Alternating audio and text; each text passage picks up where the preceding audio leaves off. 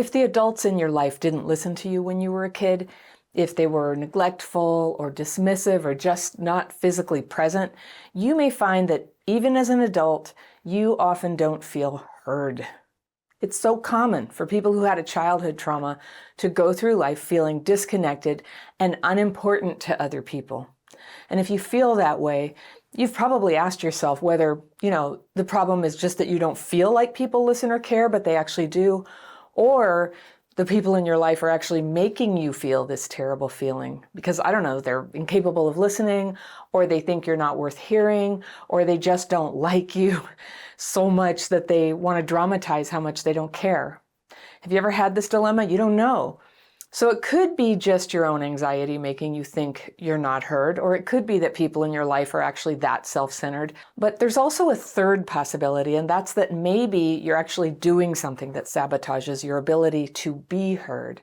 And for most people, when they're not feeling heard, it's probably a little of each of the three possibilities. So let's talk first about the other people are doing this to me scenario.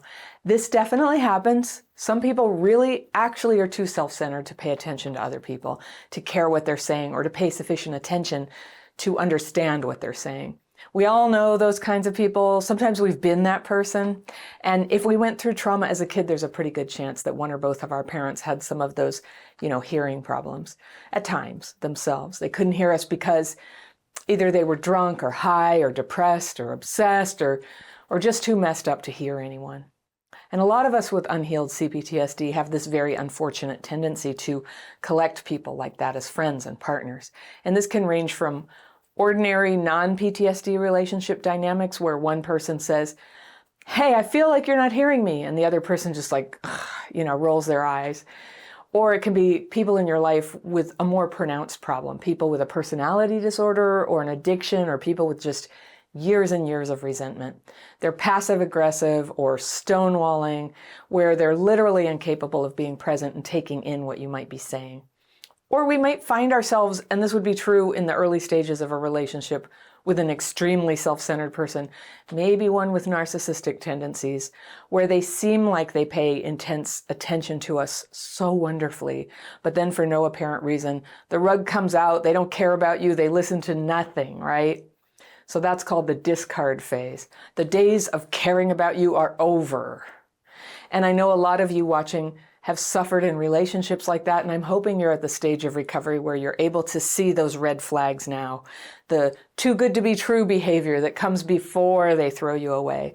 And to hold yourself separate from attaching to such people or having expectations of them in any way. Because no good thing ever came from trying to make things work with someone who doesn't care about you.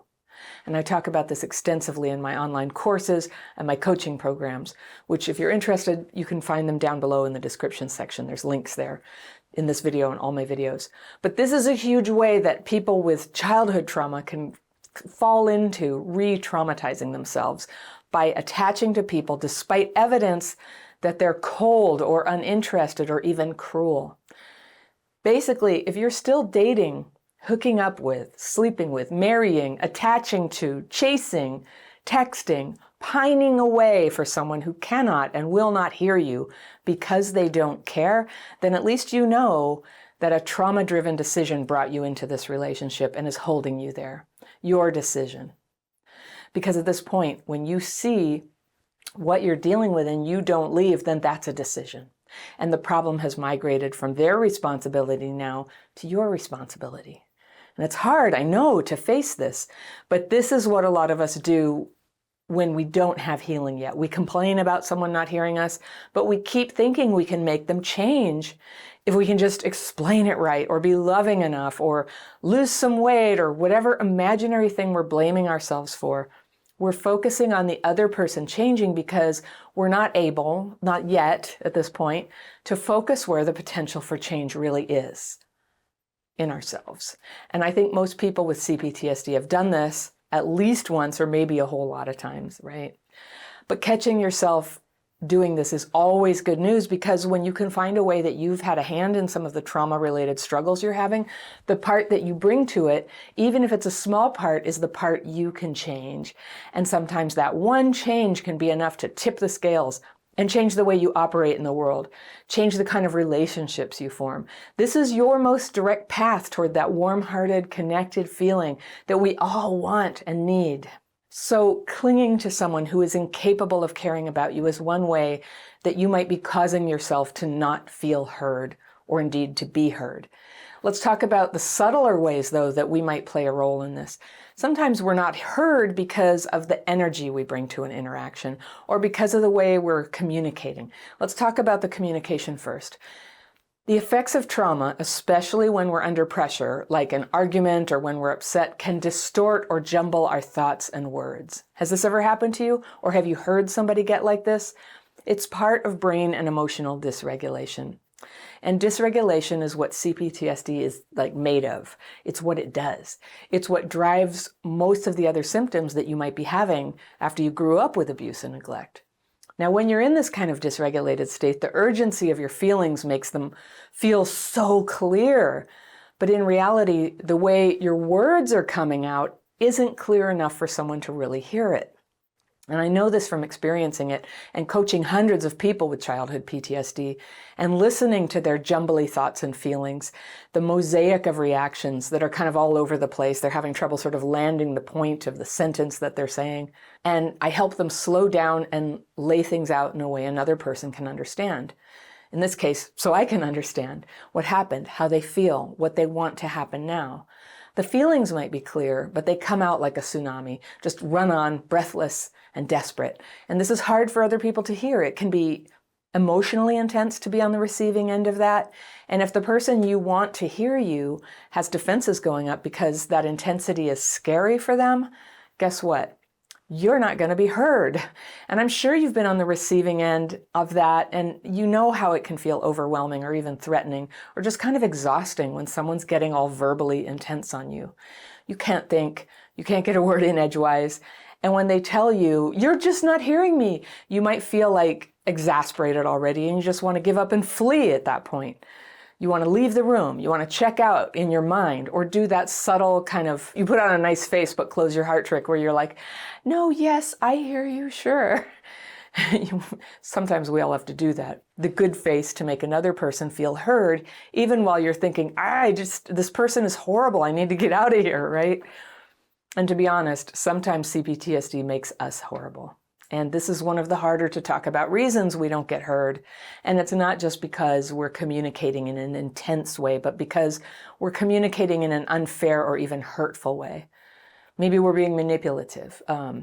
Remember, we never think we're being manipulative, but if you have a hard time being direct about what you want and you try to kind of dress it up as something you think will be more acceptable to the other person, but you find yourself getting into arguments because you aren't getting what you want, there's a good chance that your communication has got a little smidge or two of manipulation in it. And people will instinctively pull back from that if they have any kind of BS detector at all. Manipulating people through vague complaints or cold silence or guilt trips or fudging the truth or any little ways that you avoid saying directly, hey, I'm feeling lonely or I'm angry or I'm feeling insecure and I want you to stop what you're doing right now and help me for a minute so I can get myself emotionally back on track again.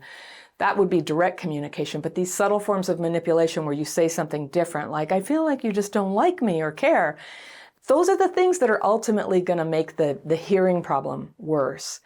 So do you ever notice that when you're not real about your feelings, there's absolutely nothing the other person can do to make you feel better?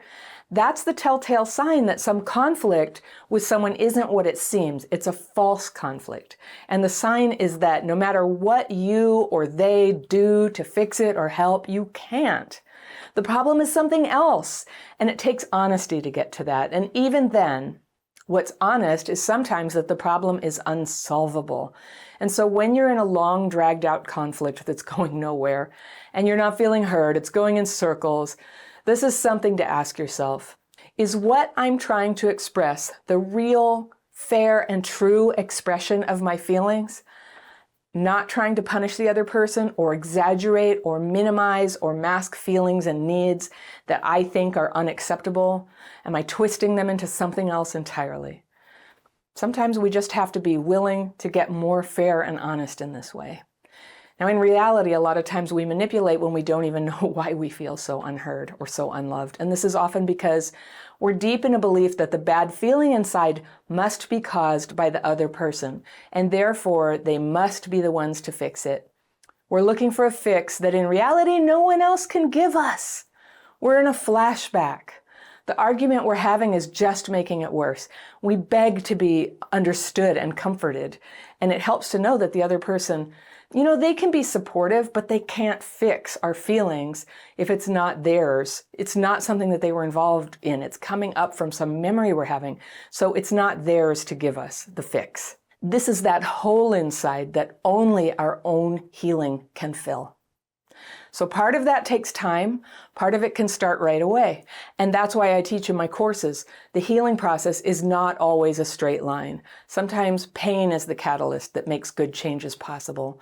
So where you are now, it's an okay place to start. And it starts with believing that healing is possible and adopting a steady day-to-day application of simple common sense steps that will begin to move you out of that triggered, dysregulated state so that you can think and breathe and compose your thoughts and make choices.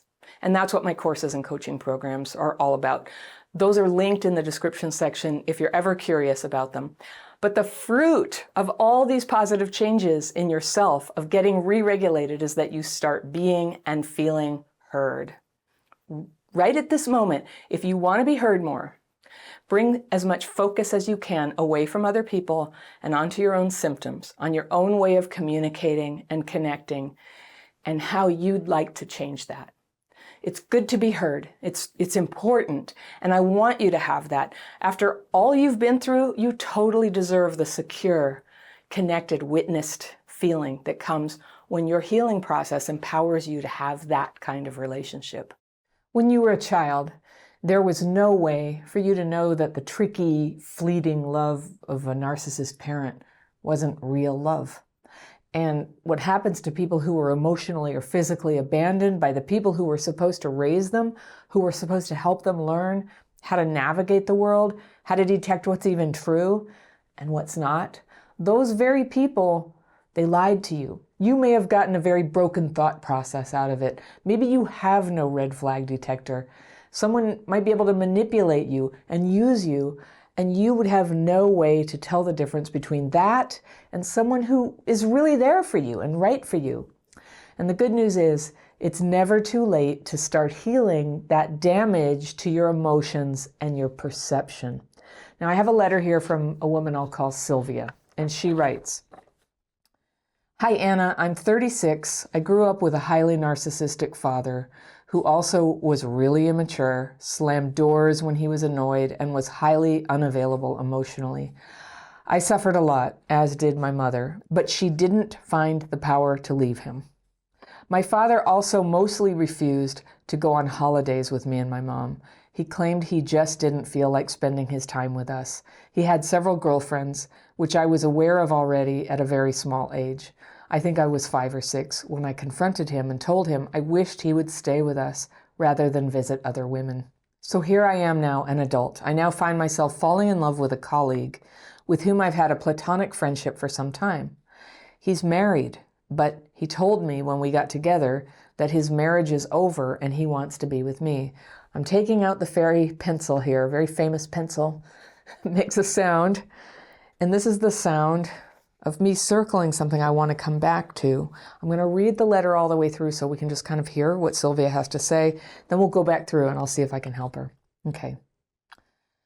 I felt very close to this man, closer than I ever have to anyone, ever before.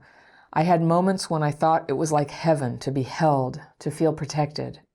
I had a strong feeling that the little girl in me finally got what she desperately was begging for years. Well, as you might have guessed, none of it was true. A little while into our relationship, I found out his marriage was not over at all. In fact, his wife didn't even know there was a crisis. When I confronted him, he refused to answer my calls. He didn't show up to a meeting with me. He sent just a short text message that sorry, he couldn't make it. I was heartbroken. I fell so deep. I can't remember falling that deep in love before. At work, he acted like he didn't even know me. And I froze. Even now, I feel like I'm underwater, that I haven't been able to breathe for nearly a year. I can see that he's not the person I thought he was when I fell in love with him. But still, why did I feel so connected? Why did we have those amazing, intimate moments? I never felt so close to anyone before. Now my question, how do I get out of this terrible nightmare? Sylvia. Okay, Sylvia, I'm coming to help. I'm so sorry this happened to you. This is so much like a normal thing to happen to somebody who was raised by parents like the ones you describe, where your father couldn't be bothered. He didn't treat you like a real child of his. He didn't treat your mother like a real wife. He was off with girlfriends. He didn't want to hang out, and he slammed doors when he was annoyed. You know, when he didn't get his way, right? And not available emotionally. You know, here's my theory. We're not trying to match what happened to us, but we can end up sort of going into a semi-conscious state when we get near a person who is similar to the parent who hurt us so much. Also, if you didn't get loved properly as a little girl, your capacity to be aware of red flags and to see when trouble is coming your way, it gets very restricted. That's my experience of it. And from reading letters from so many of you and working with so many coaching clients, I'll just tell you, that's what happens. We have a constricted ability to see. And where healing happens is when you can recognize it for what it is. You can forgive yourself 100%. It is not your fault.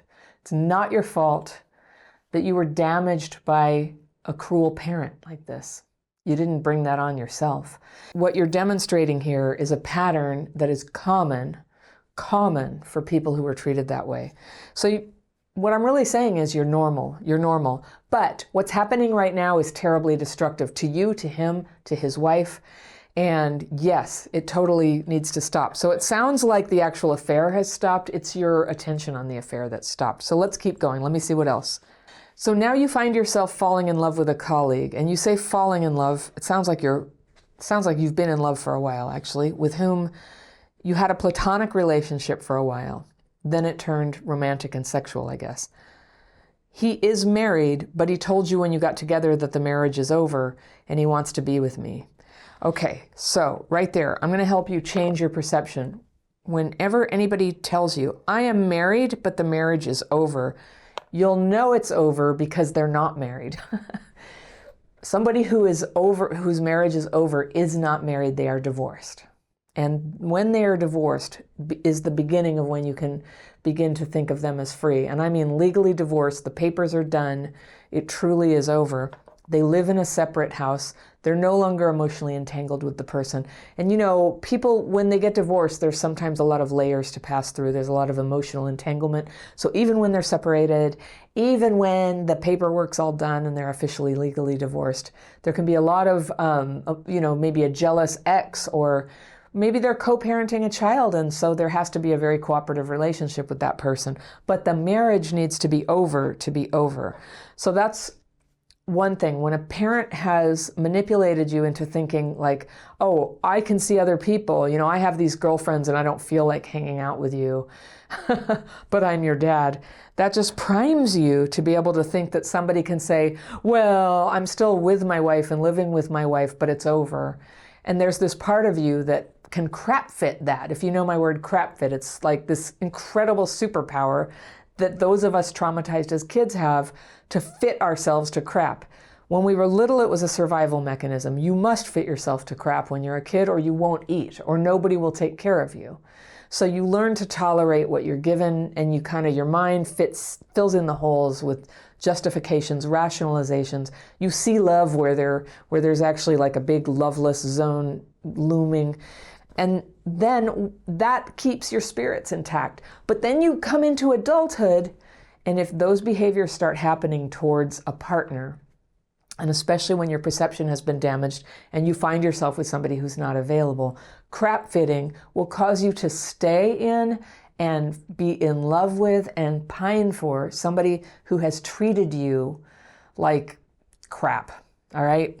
So, which is what's going on here. This guy's treated you very, very badly. And it's especially bad behavior because you work together.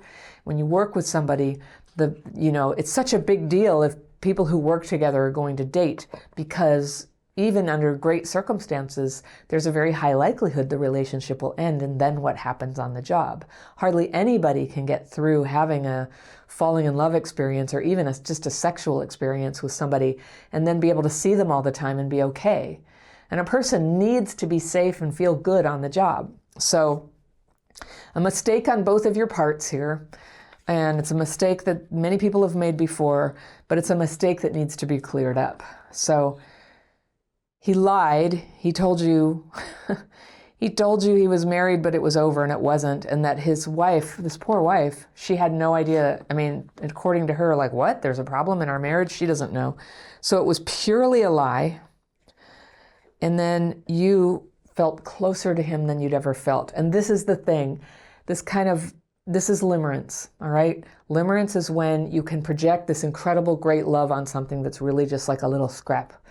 It's barely anything. And it's like, oh, this is the most important connection. I'm not making fun of it. It's really, really common for people like us.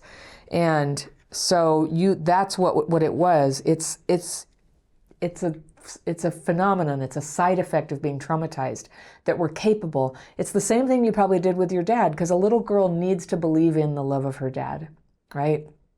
He wasn't giving it to you, but for your formation as a person, as a girl, as a woman, you had to somehow construct that love, that fatherly love.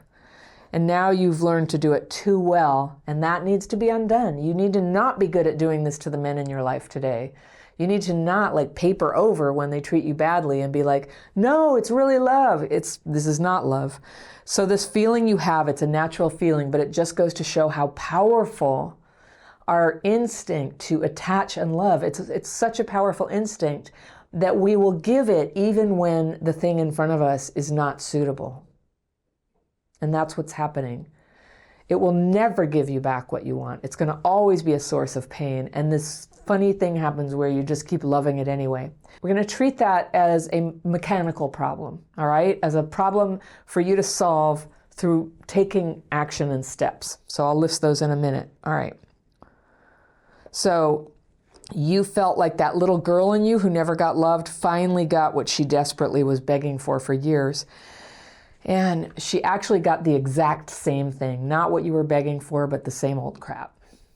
So that is sad. I feel really sad about that. But I'm actually happy, because when it all blows up in your face, it finally becomes possible to start facing what the damage was of the past. Now, I would much rather you were never hurt in the first place, but given that you were hurt, given that your perception was damaged, then I'm glad that it's now come to your attention that your perception has been unreliable. Because if that never happened, you'd just still be marching off that cliff, of giving all that beautiful, romantic marriage energy, possibly family-making energy, to a ghost, to nothing, to a scarecrow, just giving it to nothing. So, nope, not giving it there anymore. You're saving that for real love, for a real person who shows up in due time, who wants exactly that with you, who sees you. And you can heal to the point that you can recognize that and give your love in equal measure to somebody who gives that to you. But that's not what just happened to you. You just got a hard lesson about living with trauma and what can happen. So you said, yeah, it wasn't true. When you confronted him and said, wait a minute, you're still married, he wouldn't answer your calls. That is so disrespectful. Oh, I don't like him for that. He wouldn't even answer your calls. It's like you didn't exist. It reminds me of your dad. These people who act like your dad are few and far between, and somehow this one's gotten in, and I'm going to help you get him out. He didn't even show up to a meeting with you when you were going to talk about it. He owed it to you to talk about it. But you know what? When somebody's treated you that bad, if you had asked me beforehand, should I meet with him? I'd say no. Cut off all contact. He said he was sorry he couldn't make it. And then at work, he acted like he didn't even know you. And you know what? He doesn't even know you. He doesn't even know you. He was having an affair with some projection of whatever he wants. And he was not seeing you, the human being. If he cared about you and loved you, he would never, ever do this to you and put you through this. You who's been through so much, to put you through this abandonment and this this like being used, basically. He would never have done that. So a bad person got in. He's out. He's out now. So now you have the problem. You feel frozen and underwater. I know that feeling. You're in a trauma flight there, and you can come back from it. It's time to come back to Earth. It's safe to come back when you can make it safe to come back, and you can start to like come out. Some people describe it as feeling like they have a membrane over them, but it's basically going into a fog where we're not quite experiencing life because right now we're finding it too painful. We don't know how to cope with it.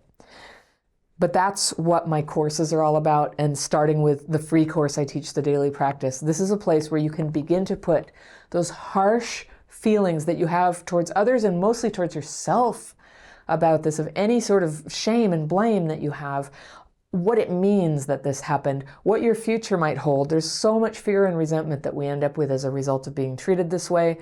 Also, just because we're human, like all humans have fear and resentment, but you've just been through one of life's unkind experiences.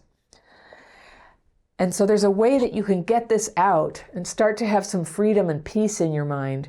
And with a little bit of peace in your mind, you will then develop some confidence that you can have peace in your mind anytime you need it.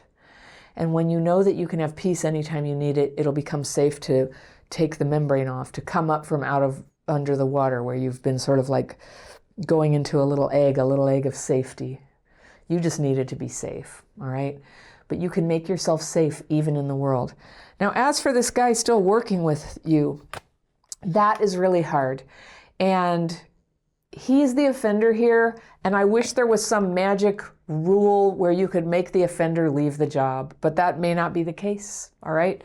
That's seldom the case, and it's really a choice that you have to make about whether you want to be there anymore. And I'll tell you that if it were me, I would go ahead and get out of there. I would find it, no matter how much I knew and understood and could tell myself that guy was poison, I don't want anything to do with him, seeing him was always going to it would always remind me of that small part of myself that felt like I should put up with being treated that way, that felt like I should put on blinders and not see what was going on, that felt like somehow I was responsible when I was unconscious, I was responsible when I was a kid. All that stuff gets activated, and it's nicer for healing. It's not 100% necessary, but it sure helps if you can get away from the person who hurt you. So that's always a thing. I think it might be empowering to change jobs as well. And I understand that there are some circumstances where that's very impractical or impossible, or you can't possibly do it right now, but I'm going to just challenge you. Don't talk yourself out of changing jobs by sort of pretending that it's necessary if the subconscious motive is really that you just want to keep being around him and hope that maybe he'll come around. What I'm going to encourage you to do is to cut off all possibility of return, no matter what he says, no matter what he does, accept in your mind, there will never again be any contact with you. Just cut it off. And I recommend that even when somebody is an ex and they haven't been cruel or abusive, but just that to become emotionally available, you stop having a relationship with them. You stop having a connection. Don't try to be just friends. Don't try to get closure. It's not closure. It would be a reopening. You're halfway towards closure right now. The rest of closure is you don't ever see him again. That's the rest of closure. There's nothing more to say. He was a jerk, and I don't believe that he's someone capable of telling you anything that's going to help you. And I promise you, even really wonderful people, once they've hurt you like that, anything they say is going to open up old wounds. Even if it's kind, even if it's considered, it's going to open up old wounds. So I encourage you to just, put a wall over that memory and be gone. Just be gone. Have a new life. Have a new life. And then one thing you can try, you can take my dating course. I teach a lot there to define what you need, what you really, really want in a relationship. And one of the things would be somebody who is not involved with an ex or has a wife, right? You might want to write that down with 100 other things that are really important to you in a relationship. And when you have that as a reference, then when you think maybe love might be blossoming with somebody, you can consult your list of what's really important and get real with yourself. Do I know that this marriage is over if somebody pulls that on you? And recognize that you have a weak spot. recognize that you might have a little blind spot. With CPTSD, we have blind spots. And sometimes we need to have workarounds and guardrails to help us navigate that thing. For me, I had this terrible blind spot. Like so many people in my family were drug addicts and alcoholics. When I was dating, I often couldn't tell right off the bat that somebody was an addict. And twice I ended up in a relationship with somebody who was an addict. One of them was not using when we got together, but then was. And it was all very confusing to me. It was weird. My mind just like shut off around it. I couldn't see. I looked back and I was like, well, it was obvious, but I couldn't see it because I have a really good like blind spot for that helped me survive as a kid. It's really better if I'm not around people who are actively using drugs, who are actively in alcoholic drinking. It's better if I'm not around it. It has a weird power over my mind. And so that went on my list. Now, some people, they wouldn't have to have such a strict rule as I made for myself on my list before I met my husband. They might have a more relaxed thing on that particular thing, but they might have something else. They might have some other rule about something that they know is a blind spot for them. For you, it's not knowing if somebody is actually available. So one of the guardrails you can set up for yourself is that you need to date for a pretty long time before you attach to that person. And how you do that is you don't have sex with them. You don't talk about it. You don't make out. You date and you get to know them, and you get to know them well enough that you can have frank and honest conversations about what's going on in their life. What are they looking for in a relationship? What are any complications they might have? And if they tell you that they're not married, one thing that's a good, just in case, since somebody has lied to you in that area before, I would say don't proceed in dating somebody until you've actually been to their home, until you've met their friends, until you have gotten some verification, not necessarily like a detective gets verification, but just through experience of the person. So a lot of the people who write to me with this sort of problem, what has happened is they've gotten very involved sexually, they've fallen in love, but they don't actually know where the person lives. They felt that they didn't have permission to have the conversation about, to say something like, I'm looking for a committed relationship, or I'm looking for marriage. I would like to have children one day, or I wouldn't like to have children one day. That you can have that conversation very early in dating. Maybe not on the first date, but maybe on the first date. If you're doing online dating, I would say that kind of thing needs to be in the profile. And you put that out there.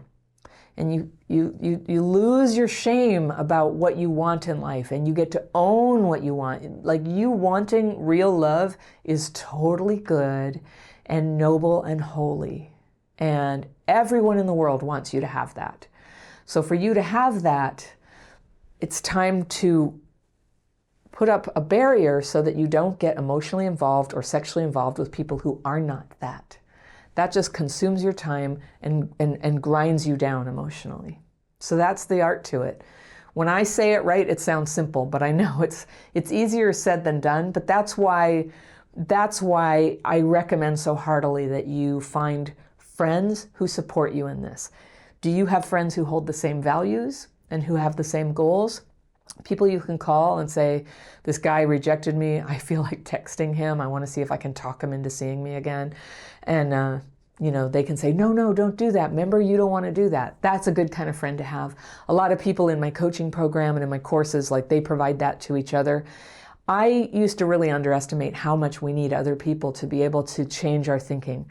It was relationships with other people where the injury happened. And it's in relationship with other people where we're going to practice our new strengths and our new boundaries and be able to have a new kind of relationship. So I hope that helps you. If anybody watching this feels like your trauma in childhood affected your ability to have a healthy relationship now, you might want to take my dating quiz. It is it's on the free tools page of my website. There's a link to that page in the description section right below this video. And you'll find a whole number of quizzes there. And if you open up that description section, you'll see all my courses. You may find something there that's really helpful to you. There's a free course there called The Daily Practice. That's the one I'm always talking about. If you need something like right now to start feeling better, this is the foundation of everything I teach of how to start getting free of the fearful and resentful thoughts that have you stuck and feeling unable to perceive. It starts to come off in layers when you can get this stuff on paper. There are some kinds of childhood trauma that everyone knows is bad and wrong, including the child. But one of the really hard things about narcissistic abuse is that a parent can simultaneously hurt a child with neglect and this kind of random control and punishment, and at the same time make that child confused about what anything means. And if you grew up this way, you've probably had to work really hard to figure things out, to get it, to see that it wasn't you. You didn't do anything wrong. And in fact, nothing you could have done would have made that parent rational or loving. And you end up with basically a developmental delay on being able to accurately read reality, which completely undermines your ability to be happy and flourish, especially in terms of the people you let into your life. So my letter today is from a woman I'll call Phoebe, and she writes, "Dear Anna, I grew up with a lot of childhood trauma. My mother got pregnant with me when she lost her virginity at 16. All right, this is a longish letter, so sit down and relax. There is a lot to unpack here. This mother story is incredible. So I'm going to circle what I want to come back to on a second reading, but let's read through and see what's going on in Phoebe's life. She says, "My father was amazing, but my mom had a lot of stuff. My mother's mom, my grandma, was a survivor of the atomic bomb in Hiroshima. And there's a lot of ancestral trauma. Yeah. My mom abused my father, and she divorced him when I was 3. And my mother became a trauma in my life that I am just now figuring out at age 40.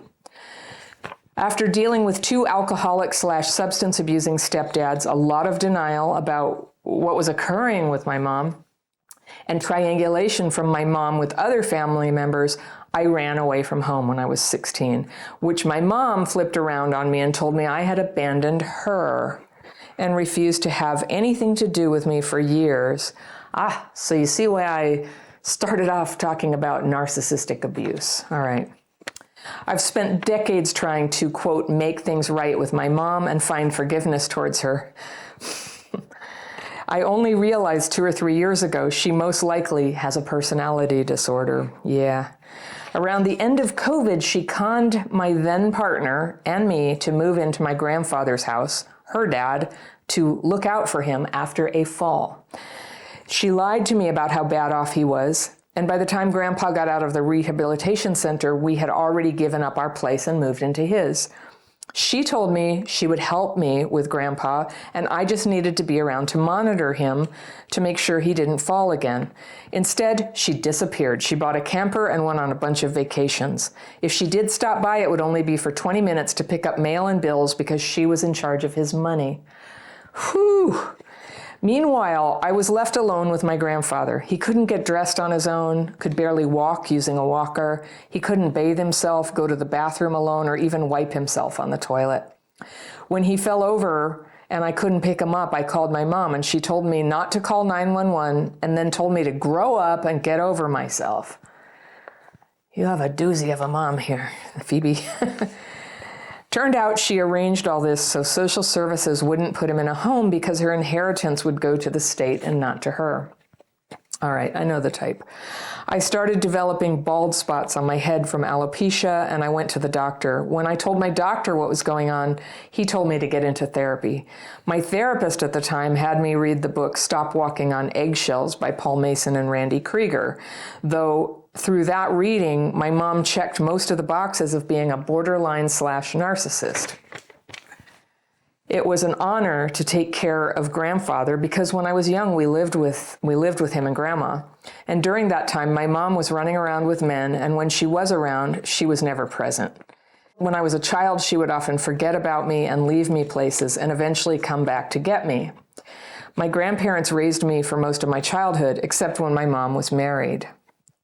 My dad came around as much as he could, but she made his life difficult too. When I was 6, she told me she wanted to abort me. 6? But my grandpa would have kicked her out of the house, she said. So she would have done it, but a grandpa would have kicked her out. She said she was forced to have me. I remember this clearly because she had just gotten out of the shower, and that was the first time I learned what an abortion was. I think it's important to note my father is the most compassionate, giving, and caring person. However, he's on the autistic spectrum and has MS. I spent many years being mad at my dad for not stopping the abuse, but when he was diagnosed as being on the spectrum, that helped me understand why my mom was able to sink her claws into him. To this day, after over 30 years of being divorced from my mom, my father spends more time with my mom's dad taking care of him than she does. Over the years, my father has contributed financially to take care of my mom's other children. Whoa! From her third husband. Okay, I guess that's kind of him. That's over the top. Okay. Particularly when husband number 3 was in rehab. Boundaries are tough for us both, says Phoebe. I hear you. Okay. Yeah. Mom is still married to husband number 3 and has 3 sons with him. All her children are a mess, but the boys are incredibly codependent on her and they all hate me. I want to restate it was an honor to take care of my grandfather, and I love him so much. We had the most amazing breakthroughs during this time, and we got to a place where he healed and became more independent. Wow. Okay. Good. After a year with my grandfather, my partner at the time got laid off and we moved to another city in the same state because that's where he found work. And since moving, I have had a firm no contact rule with my mom. I get it.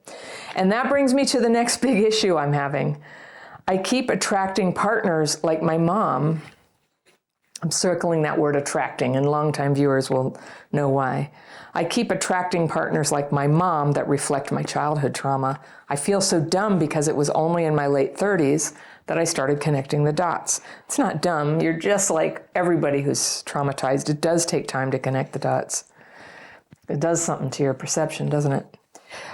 My partner that I was with at Grandpa's, we'll call him Leo, he was the love of my life and we were going to get married. He even moved into Grandpa's house and took care of me financially so that I could take care of my grandfather. The first year and a half of our relationship had red flags retrospectively, but I was so in love and didn't see them. I just wanted to be the best partner I could, and he helped me with my grandfather. I met Leo online. He said he was from Ireland and his mom died in a car accident when he was 19 and his dad passed away in his early 20s. He said he moved to this country to pursue the American dream, and we got coffee on our first date and it was love at first sight. I wonder if non-traumatized people have love at first sight. I don't know, but for us it's always kind of like a warning, isn't it? We didn't sleep together on the first date, but things went super fast after that. I was okay with everything because I thought we were on the same page and shared the same values. But before I knew it, COVID happened and he moved into my place at the time. When we moved from Grandpa's house to another city, it was a place I lived for many years, and I was excited to get my old jobs back and reconnect with friends. I'm a performing artist and I love what I do. This is when Leo started to flip the switch. I wonder why then. He became controlling, tried to isolate me, called me terrible names. He didn't want me to work. He made my life miserable every time I had a gig or produced an event. Then the violence started to escalate. Oh dear. Oh dear, oh dear, oh dear. How confusing, how awful. At first it was breaking things and punching holes in walls. Then it turned into shoving, and then one night the physical assault happened. It resulted in me having whiplash for a month. I couldn't sit on my left side for 2 weeks, and I was covered in bruises. I kicked him out for a month, and then I let him back in because he was supposedly going to domestic violence therapy, anger management classes, reading books on domestic violence, and journaling. Our new place was wonderful and things were okay. I still walked on eggshells and there was only one outburst. I hate to say this, but it was good compared to the last year of our relationship. However, I felt he was cheating me. He had 3 phones and I just had a feeling. This was the first time I have ever gone through anyone's phone, but I had a passcode to one of his phones and I crossed that line. Not only was he cheating on me, but he had been taking videos of our intimate moments without my knowledge or consent. I felt so violated and so humiliated. And he wasn't from Ireland. He was from the Midwest and his mom hadn't died in a car accident. she was still alive, living in the Midwest, and he was still in contact with her. And he also turned out to be a porn addict, was cyber-stalking his ex, and never went to therapy. He literally faked an Irish accent to me, my friends, and my family 24/7 for 3.5 years. I told a friend what was going on, and a group of friends packed up 4 cars of my stuff while he was at work. And I left with the dog. I got in touch with a local domestic violence center, and they helped me get my name off the lease. Currently, I'm sleeping on an air mattress in a friend's basement, and I am broke and brokenhearted. I'm so proud of you actually getting out. I had over $10,000 in savings when I met Leo, and it's all gone.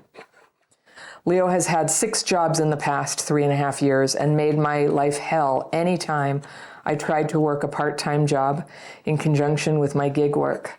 When I made money or left the apartment, I had consequences. I constantly had to dip into the savings to keep us afloat, and it is all gone.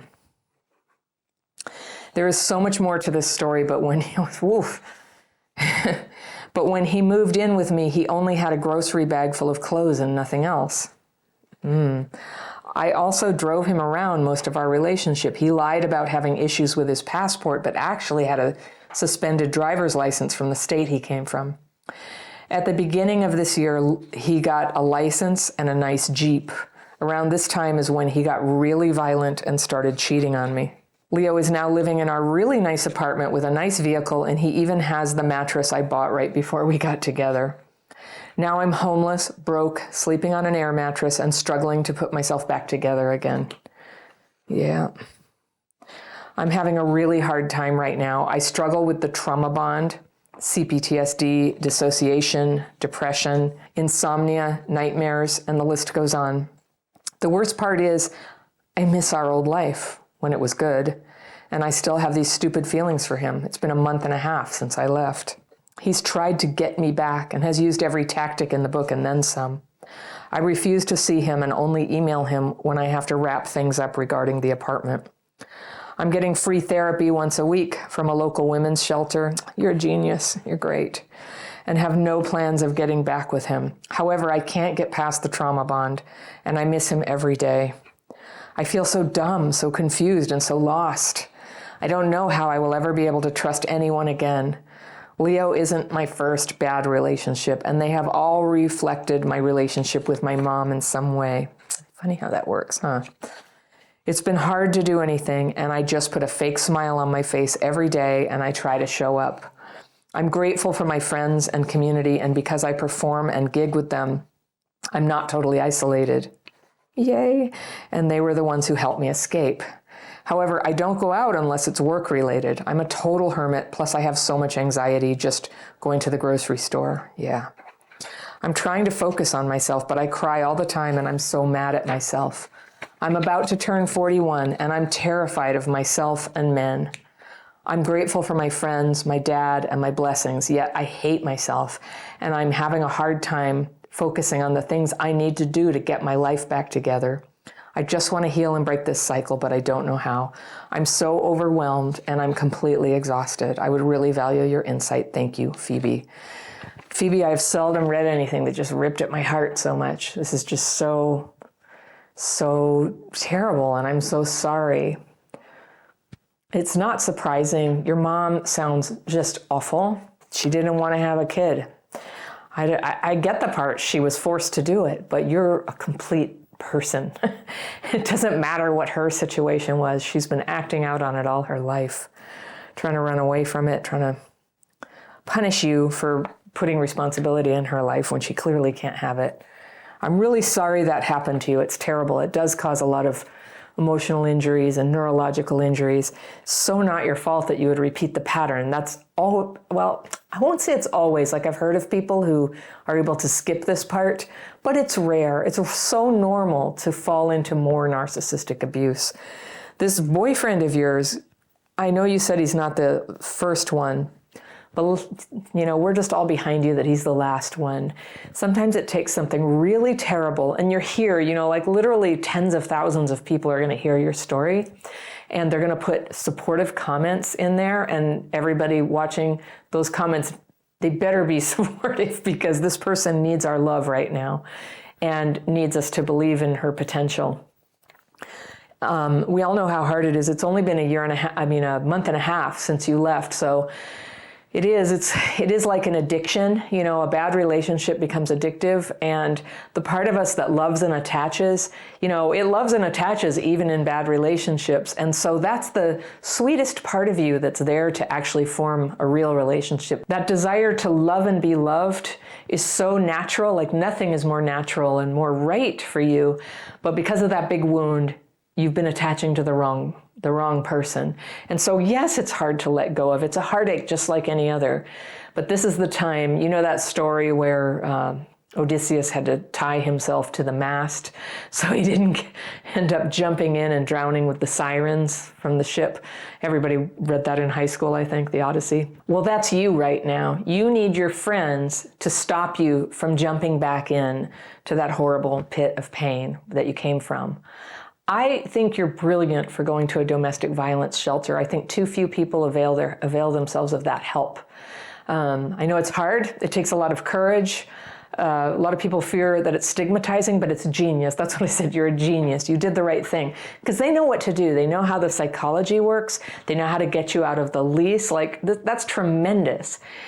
I love your air mattress in the basement. And $10,000, you're gonna make that money again and again in your life. Just chalk it up to the School of Hard Knocks PhD in how not to choose a man. And it's money well spent. It doesn't, I'm somebody who advocates a lot that traumatized people, we end up like in a lot of bad deals with money and walking away from stuff, and it's too emotional and screwed up for us to go in and fight for what's ours. And sometimes I'll be like, hey, get in there and fight. Come on, don't give up. That's yours. You need it. In this case, I'm like, run. Every bit of involvement with this guy is just more psychological damage. There's no other scenario, And this thing, I can't believe he's trying to get you back. But of course he is. I can't even, look, people in the comments, what does this guy even want? The money and the house he got is something. It's better than homeless, but is it really worth all the trouble of faking an Irish accent for 3.5 years? What is it? I guess he's just a psychopath. So I'm interested to hear what people say in the comments. And if any of you are therapists or diagnosticians, could you tell us what's going on with that guy? Whatever it is, though, whatever you call it, it's just something to get out of your life like cancer. It's a bad thing. I'm really glad you have no contact with your mom. That's another thing people know. I'm nuanced about that. I'm like, oh, no, one day at a time. I'm glad you're out of there. You sound like an extraordinary person. I love that you cared for your grandfather. I love that you work in the performing arts and have managed to support yourself this way. I love that you got yourself help. I have a feeling about you. I think you're going to rise up out of this and surprise yourself how strong and capable you are, how much you're able to create a lovely life for yourself.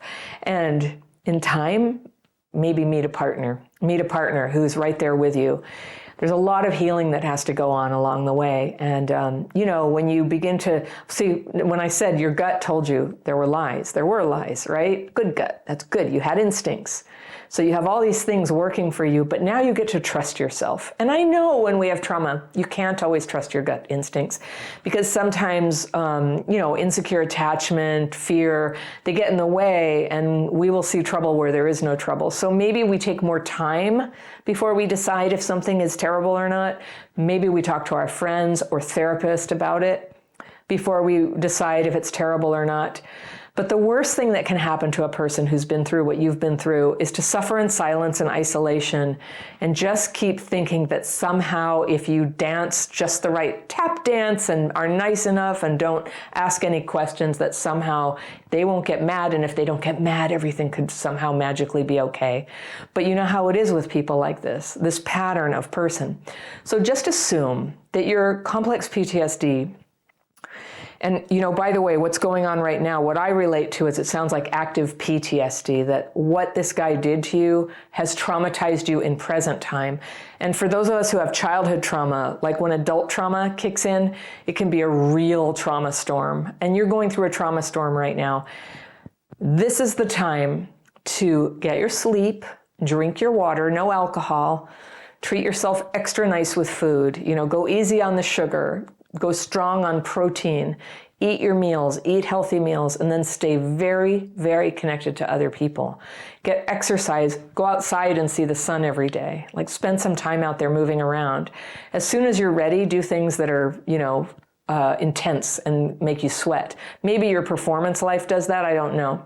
But that's really important. And going outside and moving, and then doing movement things with other people is very good for a trauma storm. Another thing you might want to try, something that I did when I was in the middle of my trauma storm, is EMDR, eye movement desensitization and reprocessing. That's the long word for it. But EMDR is now a common and validated scientifically approach to healing intense memories and that adult onset trauma. The thing that happened to you with this boyfriend and recent things in your life, you can really help to move them from the point where they are still activating your panic and trauma response to where very quickly, like sometimes in just one session, they sort of like move on over into the memory bucket. So I had that happen. I had some just incredibly bad things happen. And when bad things happen in my adult life, the childhood trauma would come out too. And it would just seem like I'm going to drown here.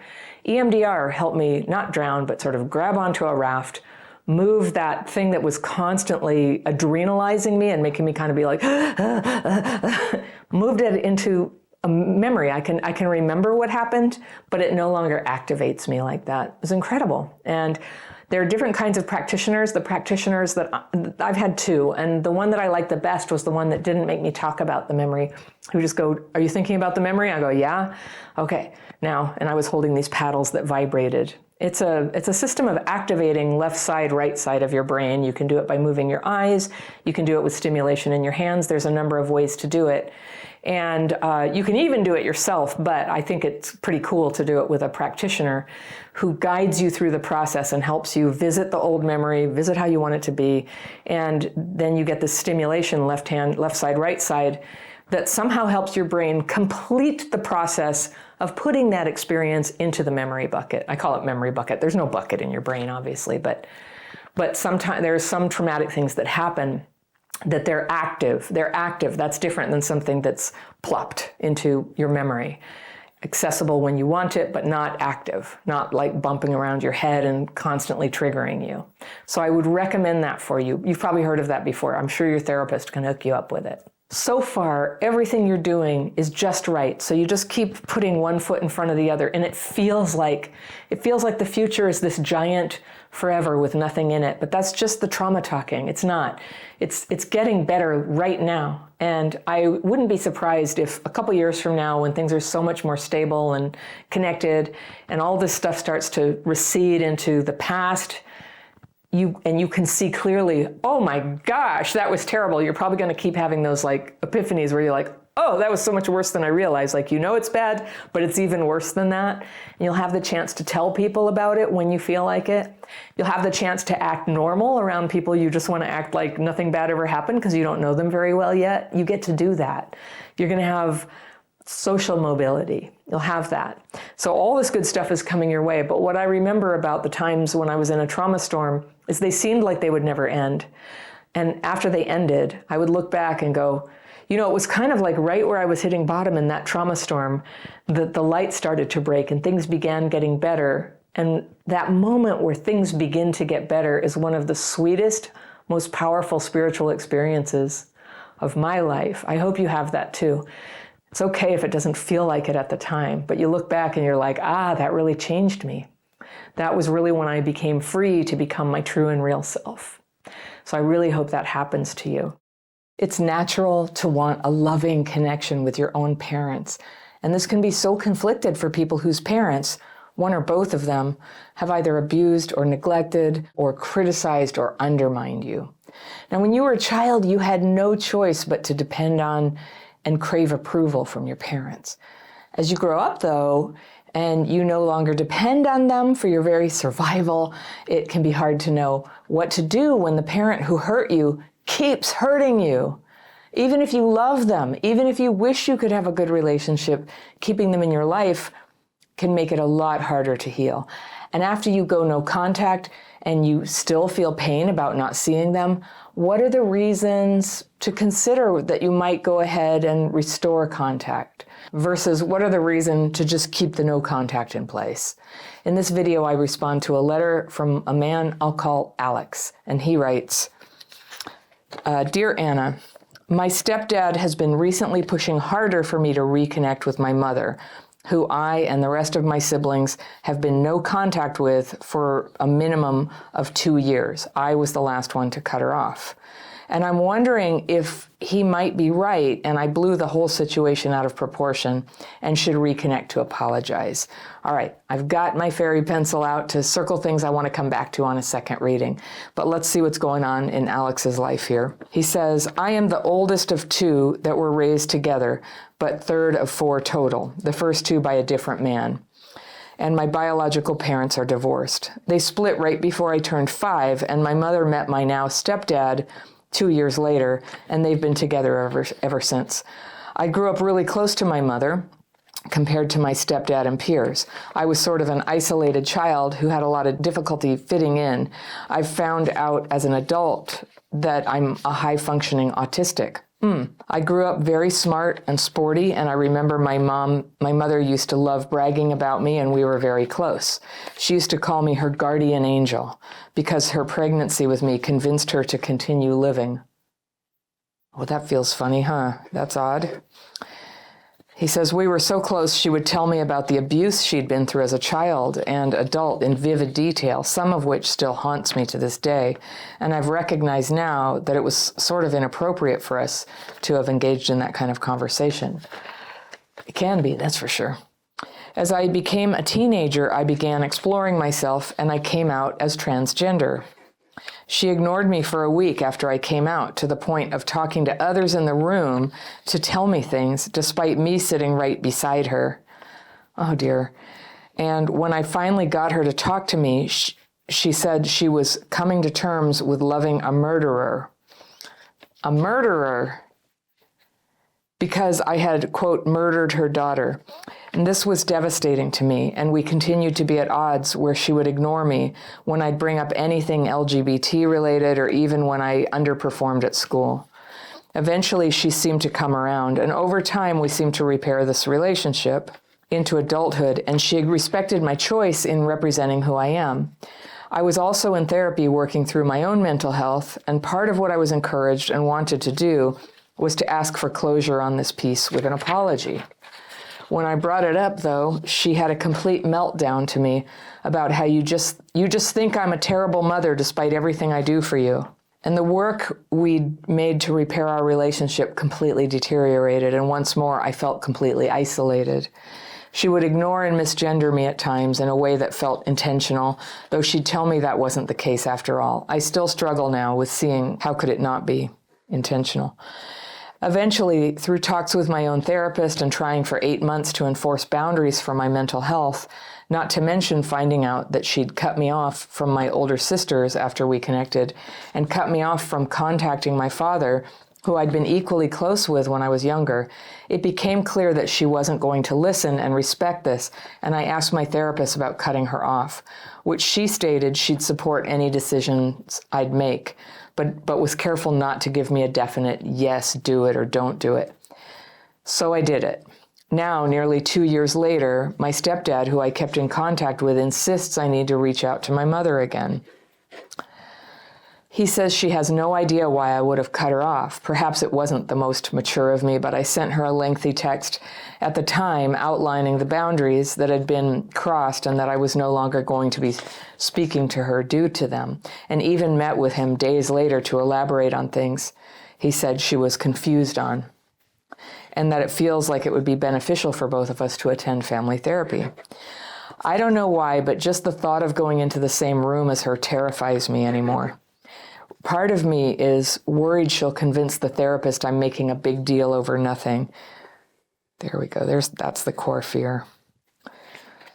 She did this to several therapists in my childhood. Okay, I guess after Alex came out trans, and take me away from the one therapist who I felt finally listened to me. But I think a bigger part of me is terrified cutting her off was the wrong choice. And I've done more harm than good, like my stepdad tells me I have. I keep thinking maybe everything wasn't as bad as I keep telling myself it was, and I've created an echo chamber in my own head. My therapist at the time recommended to me your channel when I was terrified of a CPTSD diagnosis. It made it all feel less scary, and I relate to a lot of your content. So now I'd like to ask your opinion on the situation. Do you see any good in attempting to reconnect with my mother?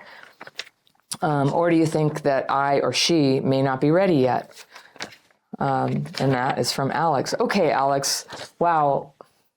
What a moment in your life. And I totally respect there's no easy answer here. And I'm really glad that you have a therapist who recognizes that this is not like an obvious yes/no question, but it could be a question that evolves one way or the other over time. And that's what I love about boundaries. Like a no contact is a strong boundary, but you don't have to set it for life. You can set it for a fixed period of time. You can set it for an indefinite period of time. So right now, it doesn't sound like it's coming from you internally initiating this. It was your stepdad showing up saying, you should, you really need to talk to your mom. It sounds more like your mom would really like to talk to you. And she's too, I don't know, embarrassed or lacks inner power to articulate what she wants. Like, I have sympathy. Like, if your child comes out as trans, it's a big deal. And I would expect it takes some adjustment, and there's a lot of mistakes along the way. But what I'm hearing in here, this high drama thing of like, well, you murdered my daughter, there's something not right with that.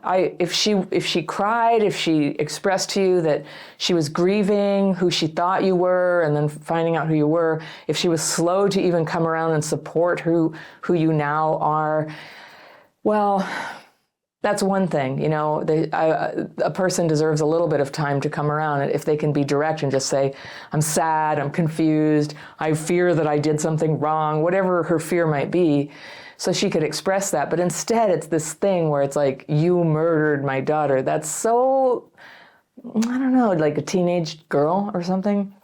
And I don't like putting teenage girls down. I never liked it when I was a teenager, the way people just assume teenage girls are trivial and whatnot. But it just seems very immature. It seems emotionally immature. And it also seems way too much about her. And that ideally, a parent, your mother, your own mother, the ideal. I mean, we don't all have the ideal, and so we can't really compare who we got against an imaginary ideal of who we think they should be. They are who they are. But it would have been nice for you if you had a mom who you could talk through this stuff as you were figuring it out and as you were deciding to take steps to change that about your life, that she could have really helped you think and support you and help you, decide what pacing you want to do this at. And it'd be a nice time to have a mom. I can imagine that as a teenager, something so big is very hard to navigate on your own. And I don't have this in my past, but I have other things that were so hard to navigate on my own. And so sometimes I had to do it hastily or clumsily or end up learning through trial and error things that, my imaginary hypothetical parent really could have helped me with. So I did get the help I got. I didn't get the help I didn't get. And I feel that for those of us with complex PTSD, it's important to kind of accept reality, that these comparisons to a hypothetical, to this imaginary version of a parent, like I know some people appear to have that, but each person is really living in their own family, and each family is unique. And some of us have parents with some serious flaws where it goes nowhere for us to keep imagining, but they should be like this, but they should support me, they should come around, they should speak to me directly. That it's like, yeah, but they don't. They just don't. And so the best thing we can do is start to deal with how that feels and start making decisions. All right, so therefore, how do I want to do my life? Now, for now, it totally makes sense to me. All this drama and this constant sort of her relapsing into the fainting couch over all of this, I can see how you need distance from it. And I also hear that you're conflicted, that you love her, that you would like to have her in your life. This thing where maybe you made too big a deal out of nothing, I don't think you did, but I think that just in any kind of conflict or difficulty we have with other people, I actually think it's healthy what you're saying. It's like, well, perhaps I'm making too big a thing out of it, but there comes a time when we are clear what we're doing. You're not there yet, but it's okay. Once you're clear, it's like, I'm not making too big a deal. This is a non-negotiable for me. When that's the case, there comes a time and a place where we can say quite definitely, like, I'm not going to do this, or I will come back if. But most things in life are not that tidy, are they? It's we go through it with this feeling of like, I can't deal with this person, I miss them, all at the same time. And so sometimes I think time is our friend, especially if we're using time, as it sounds like you are, to be growing through what we haven't figured out yet, to be trying. I think that life favors those of us who try.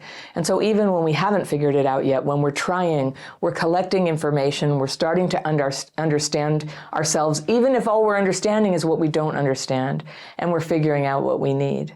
Often, after some time, I think there is room for people like you or me to have contact with difficult people.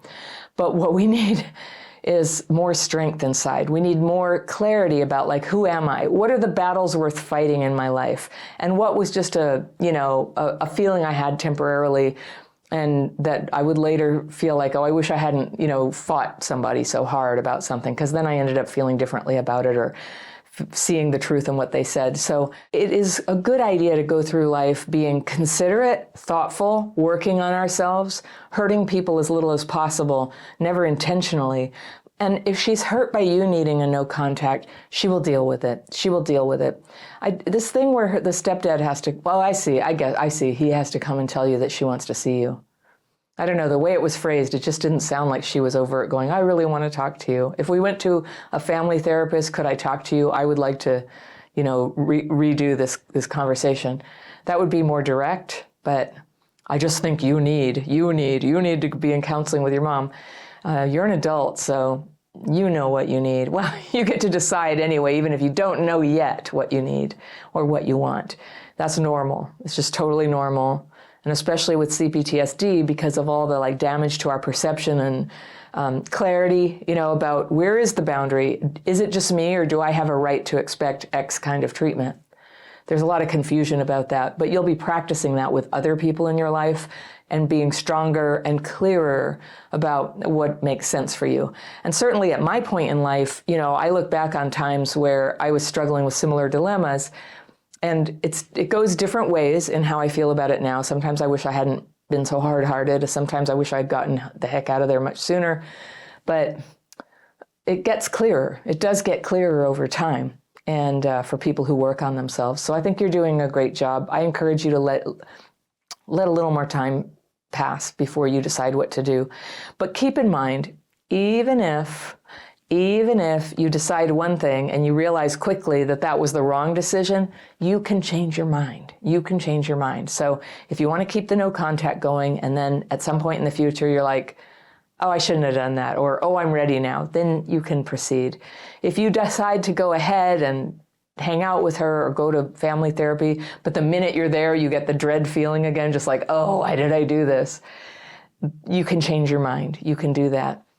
I recommend always that when we have to set a boundary with people who are kind of damaged themselves, and it sounds to me like she is, there's some kind of personality thing going on there with her, that we are as gentle as we need to be in order to be clear. So sometimes if I need to sever ties with somebody forever or temporarily, there's probably 25 reasons I could give. And you do this and you do that, and I just can't stand when this happens. But instead of that, I can say one thing or two things that make it clear. I'm for real. This is the gist of the reason. And they understand what it is. And so they at least have the answer that they seek. Because just as people, when someone does want to contact with us, of course the question comes, but why? But why? What was it? Was it this? Was it that? And for those of us who have fear about ourselves, which is everybody with trauma, probably everybody, but especially us, if we are left to speculate why somebody didn't want contact with us, we trip out and we start guessing it's all this stuff that we fear is not good of us. It's like, it's because I'm fat, right? It's because of this. It's because Yeah, so I do that. That's why I do my daily practice techniques, because my mind generates a lot of reasons when I'm trying to understand, in your case, why is she treating you that way? I think you're pretty clear that you haven't wronged her, but I think you're having doubts about whether you could have handled this better.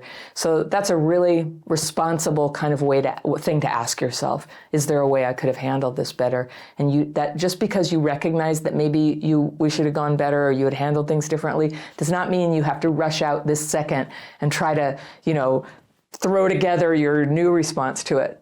It's really more through your own growth and having peace with a decision about a small step you'd like to take that's most likely to go well. Now remember, it's not like black and white. You don't have to have no contact or full contact. You can have a little bit of contact. You can start there and see how it goes.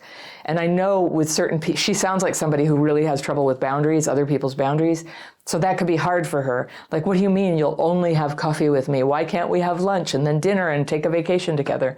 So you get to start it small and just kind of see how it goes and stop and check in with yourself. How do I feel about that? How do I feel about that? Yeah, and that's what we call titration. It's a medical term for when you do a little at a time of something, see how it goes. Try a coffee, see how it goes. I think it's a good model for dating too. First date, not good to take a weekend trip together. Have a coffee, see what happens. If that goes well, then next week have lunch. Titration, little at a time. So I really wish you well with that. I hope you can heal this rift with your mom, even though it sounds like there's certain things going on with her that are never going to change, that she's always going to be, it's likely, always be a tender soul that's kind of emotionally mature and blames you for her feelings and is struggles to be there for you. But still, it's your mom, and a love of your mom and a mom's love of you is something worth trying to have and protect if you can. So I wish you well.